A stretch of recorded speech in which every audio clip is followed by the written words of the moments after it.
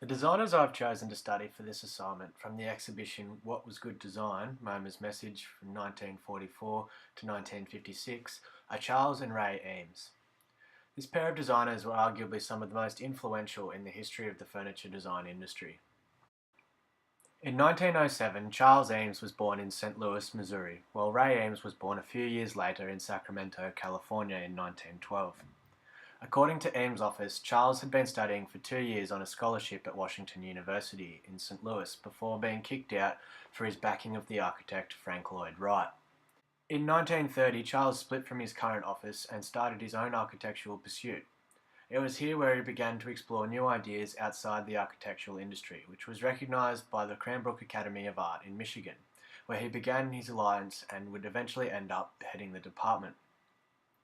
During this, Charles married his first wife, Catherine Woman, who his only child, Lucia, was conceived with. However, the couple divorced in 1941. Ray Eames began her studies painting in New York with Hans Hofmann, a well-known artist for his pivotal role in the development of abstract expressionism in the 1930s to 50s. After moving on from her experiences with Hofmann, Ray also went on to study at the Cranbrook Academy of Arts, where she would eventually meet her future partner Charles. The pair teamed up with Eros Serene to create new furniture ideas for the Museum of Modern Art's organic furniture competition. The trio won 2 first prizes for their innovative use of plywood moulded into new complex curves, a technique which opened the door for many new applications of what was once considered a non-malleable matter.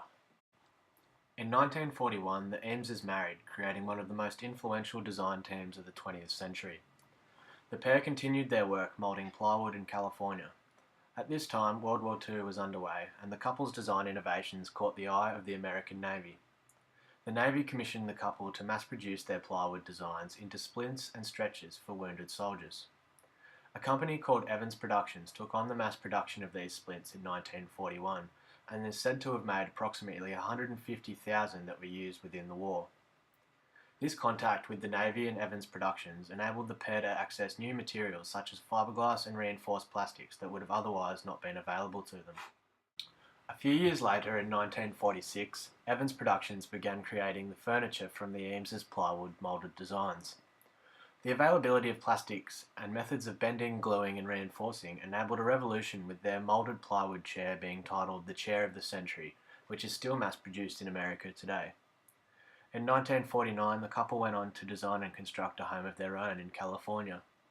It's considered to be one of the most significant post-war constructions in the world for their unique design ideas and use of materials. The house is compiled completely of prefabricated steel sections, with large glass windows. This unique combination created a natural flow within their design and worked in conjunction with the nature surrounding it. The piece from the What Was Good Design exhibition I chose to study is the rocking armchair model by Charles and Ray Eames. This chair is a timeless piece of good design, as we can see it's still very much in production to this day, 57 years later. At first glance at the armchair, we can clearly see evidence of Dieter Rams' design principles at work. The Eameses once described one of their main design goals as getting the most of the best to the greatest number of people for the least, and this is reflected within their rocking armchair. Dieter Rams considers good design to be simplistic, as it concentrates on the essential elements of the product and is not burdened with unessential features. The Eameses have harnessed this by their use of only 3 materials making up the chair: a simple fiberglass reinforced plastic mould attached through fine geometric steel rods to 2 birch rocking bases. There is no need for any other features within this design, as its function is to simply be a rocking chair. By using these simple materials and form, it also enables the item to be produced with ease on a larger scale.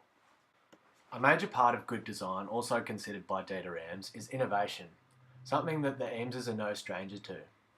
By applying their innovative moulding methods, the couple have been able to engineer a smooth edge bowl form in plastic, similar to their plywood splints from the war.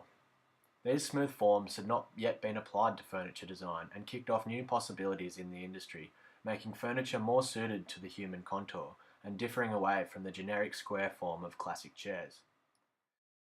This design aesthetic has been replicated over the years to come and can still be seen adapted to multiple functions and styles of design. Good design should also be aesthetically pleasing. The rocking armchair's simplistic form enabled the Eameses to create an interesting contrast between materials. The decision to use thin metallic rods in a geometric pattern instead of the generic square foundations add a refreshing perspective and free-flowing space to the design. Also, the contrast between fabricated and natural materials such as birch wood and steel rods creates a pleasing aesthetic when integrated into the design.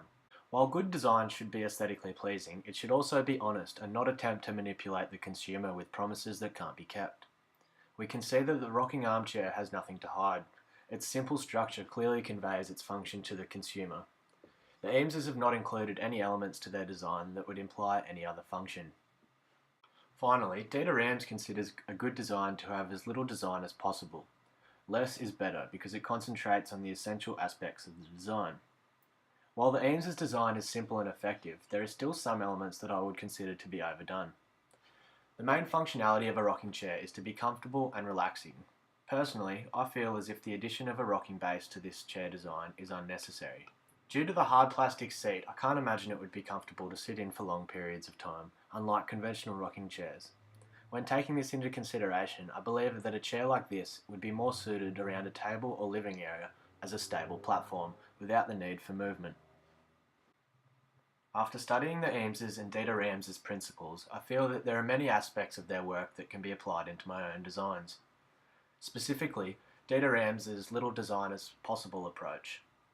In my past work, I tend to go overboard with unnecessary details and features, often clouding the information and detracting from the overall effectiveness of the design. By studying these innovative designers, I've learnt that good design utilises simplicity and negative space. Whilst keeping this in mind for future designs, I've also learned that no matter how aesthetically interesting the design is, if the form doesn't follow its functionality, the design will be ineffective. In the future, I will be sure to reference my works with these principles to ensure more consistency throughout my own designs.